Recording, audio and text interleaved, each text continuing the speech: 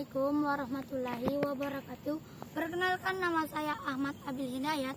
Saya ingin menceritakan dongeng tentang ikan emas. Di tepi desa di dekat sungai hiduplah sebuah keluarga yang terdiri dari 2 orang anak perempuan dan ibunya yang seorang janda. Ayah mereka telah lama meninggal dan kini ibunya sakit-sakitan. Kedua anak tersebut bernama Ninda dan Andini. Kedua memiliki sifat yang berbeda. Andini sebagai anak tertua memiliki sifat sombong dan keras kepala, serta selalu melanggar perintah ibunya. Sementara itu, Ninda memiliki sifat ramah, sabar, lemah, lembut, dan selalu menaati perintah ibunya. Assalamualaikum warahmatullahi wabarakatuh. Perkenalkan, nama saya Rizka. Saya dari kelas 7A. Hari ini saya akan melanjutkan sebuah cerita dongeng yang telah dibacakan oleh Ahmad Abil Hidayat. Sepulang sekolah, Ninda selalu membantu merapikan dagangan ibunya setelah pulang dari pasar. Ninda juga selalu mengerjakan semua pekerjaan rumah. Ninda merasa kasihan melihat ibunya yang lelah bekerja dan harus melakukan semua pekerjaan rumah. Sementara itu, Andini kakaknya sangat sombong dan pemalas. Sepulang sekolah, Andini langsung bermain dengan teman-temannya. Ia mencucikan pakaian sang kakak. Andini hanya pulang ke rumah ketika ia merasa lapar atau meminta uang kepada ibunya. Meskipun demikian, Ninda tidak pernah mengeluh sifat kakaknya itu. Pada suatu hari Minggu, Ninda diminta ibunya untuk mencari ikan di sungai dekat rumahnya sebagai lauk makan siang. Ninda berangkat sendirian memancing ikan di sungai dengan peralatan seadanya. Tak lama kemudian, kail Ninda ditarik oleh seekor ikan. Ternyata terkejut karena ikan yang didapat berukuran sangat besar dan berwarna emas. Ninda kemudian membawa pulang ikan tersebut dan menceritakan keindahan ikan yang didapatkan kepada ibunya. Ninda berencana untuk tidak memasak ikan itu dan memelihara hingga lebih besar.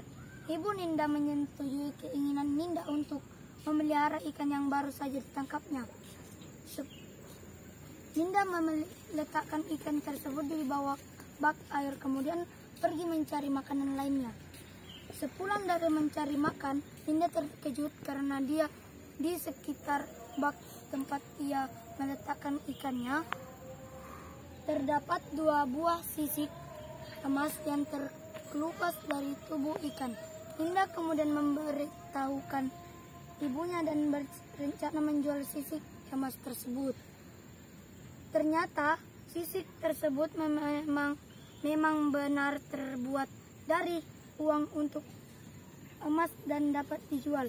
Akhirnya Ninda dan ibunya menjual sisik emas tersebut dan menggunakan uangnya untuk memenuhi kebutuhan hidupnya. Ikan emas itu terus mengeluarkan sisik emas selama seminggu sekali tanpa sepengetahuan Andini. Andini yang mulai curiga karena rumahnya selalu terisi makanan enak dan barang baru.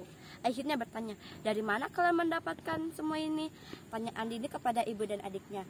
"Semua ini adalah rezeki titipan Tuhan," jawab ibunya. Sang ibu kemudian berpesan agar Andini tidak membuang atau menyakiti ikan peliharaan Ninda. Pada suatu hari, Ninda dan ibunya belum pulang dari pasar, sedangkan Andini sudah merasa sangat lapar. Melihat tuduh makanan serta bakul nasi yang kosong, Andini merasa kesal dan sangat marah.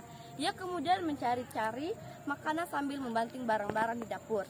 Andini hanya melihat ikan emas peliharaan Ninda di dalam bak di dekat dapur. Andini yang sedang kelaparan dan kesal karena ibu dan adiknya tidak menyiapkan makan untuknya kemudian mengambil ikan emas tanpa memperdulikan pesan dari sang ibu untuk tidak menyakiti ikan emas tersebut. Dia memotong ikan emas itu dan menggorengnya. Dimakanlah ikan emas ajaib yang telah memberikan kesejahteraan kepada keluarga tersebut. Sepulang dari pasar, Ninda dan ibunya sangat terkejut melihat dapur yang berantakan serta tulang berulang ikan di atas meja makan. Ninda kemudian melihat bak di mana ia meletakkan ikan emasnya. Ternyata ikan emas tersebut sudah tidak ada. Ninda kemudian menyadari bahwa tulang belulang yang ada di atas meja makan adalah duri dari ikan emasnya yang telah dimakan oleh sang kakak. Tangis sembari menguburkan sisi duri ikan tersebut. Setelah Andini pulang, ibunya langsung menanyakan perihal ikan emas milik adiknya. Dengan santai, Andini menjawab, "Sudah kumasak, karena aku sangat lapar dan kalian tidak memasak untukku hari ini."